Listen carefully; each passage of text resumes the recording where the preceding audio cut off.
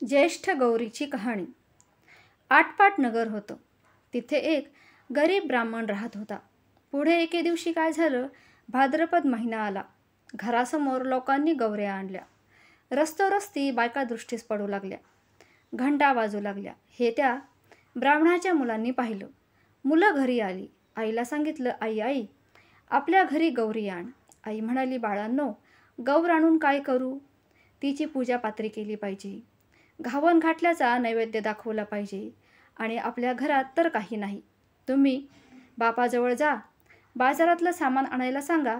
सामान आणलं म्हणजे गौर आणीन. मुलं तिथून उठली आणि बापाकडे आली. बाबा बाबा बाजारात जा, घावन घातल्याचं सामान आणा म्हणजे आई गौर आणील. बापानं घरात चौकशी केली. मुलांचा नाद ऐकला. मनात फार दुःखी झाला. सोन्यासारखी मुलं आहेत, पण त्यांचा हट्ट पुरवता येत नाही. गरिबीपुढं उपाय नाही. मागायला जावं तर मिळत नाही. त्यापेक्षा मरण बरं म्हणून उठला. देवाचा धावा केला. तळ्याच्या पाळी गेला. जीव द्यावा म्हणून निश्चय केला. अर्ध्या वाटेवर गेला. इतक्यात संध्याकाळ झाली. जवळच एक म्हातारी सवाशीण भेटली. तिनं त्याची चाहूल ऐकली. कोण म्हणून विचारलं. ब्राह्मणानं हकीकत सांगितली. म्हातारीनं त्याचं समाधान केलं. बोधाच्या 4 गोष्टी सांगितल्या.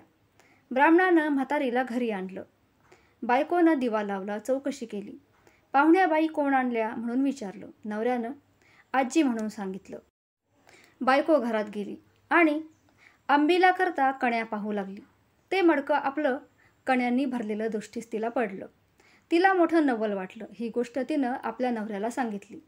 त्याला मोठा आनंद झाला. पुढं पुष्कळ पेच केली.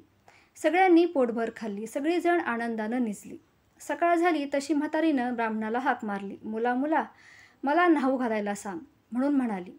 घावन घातलं देवाला कर, नाही काही म्हणू नकोस, रडगाणं काही गाऊ नकोस. ब्राह्मण तसाच उठला, घरात गेला. बायकोला हाक मारली. अगं अगं ऐकलंस का? आजीबाईला न्हाऊ घाल असं सांगितलं. आपण उठून भिक्षेला गेला. भिक्षासुद्धा पुष्कळ मिळाली. सपाटून गुळ मिळाला. मग सगळं सामान आणलं. ब्राह्मणाला फार आनंद झाला. बायकोनं सर्व स्वयंपाक केला. मुलाबाळंसुद्धा पोटभर जेवली. म्हातारीनं ब्राह्मणाला हाक मारली. उद्या जेवायला खीर कर म्हणून सांगितलं. ब्राह्मण म्हणाला, आजी आजी दूध कुठून आणू? तशी म्हातारी म्हणाली, तू काही काळजी करू नको. आता उठ आणि जितक्या गाई म्हशी पाहिजे असतील तितके खुंटे पुर, तितक्यांना दावे बांध. संध्याकाळी गोरज मुहूर्तावर गाई म्हशींची नावे घेऊन हाका मार, म्हणजे त्या येतील, तुझा गोठा भरेल. त्यांचं दूध काढ. ब्राह्मणानं तसंच केलं. गाई म्हशींना हाका मारल्या. त्या धावत आल्या. ब्राह्मणाचा गोठा गाई म्हशींनी भरून गेला. ब्राह्मणाने त्यांचं दूध काढलं. दुसऱ्या दिवशी खीर केली. संध्याकाळ झाली तशी म्हातारी म्हणाली, मुला मुला मला आता पोस्ती कर. ब्राह्मण म्हणू लागला, आजी तुमच्या कृपेने मला आता सगळं प्राप्त झालं. आता तुम्हाला पोस्ती कसे करू? तुम्ही गेलात म्हणजे हे सर्व काही नाहीसे होली. म्हातारी म्हणाली, तू काही घाबरू नकोस. माझ्या आशीर्वादाने तुला काही कमी पडणार नाही. ज्येष्ठ गौर म्हणतात ती मीच. मला आज पोस्ती कर. ब्राह्मण म्हणाला, हे तुम्ही दिलेलं असंच वाढत राहावं असा काही उपाय सांगा. गौरीनं सांगितलं, तुला येताना वाळू देईन, ती साऱ्या घरभर टाक, हंड्यावर टाक, मडक्यांवर टाक, पेटीत टाक, गोठ्यात टाक.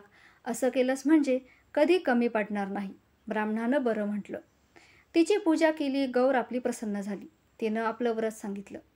भाद्रपदच्या महिन्यात तळ्याच्या पाळी जावं. 2 खडे घरी आणावे. ऊन पाण्यानं धुवावे. ज्येष्ठ गौर व कनिष्ठ गौर म्हणून त्यांची स्थापना करावी. त्यांची पूजा करावी. दुसऱ्या दिवशी घावन गोड, तिसऱ्या दिवशी खीरपोळीचा नैवेद्य दाखवावा. सवाष्णीची ओटी भरावी, जेवू घालावं. संध्याकाळी हळदी कुंकू वाहून बोळवण करावी, म्हणजे त्याला अक्षय सुख मिळेल, संतती संपत्ती मिळेल. ही 60 उत्तराची कहाणी 5 उत्तरी देवाच्या द्वारी, गाईच्या गोठी, पिंपळाच्या पारी, सफळ संपूर्ण. धन्यवाद.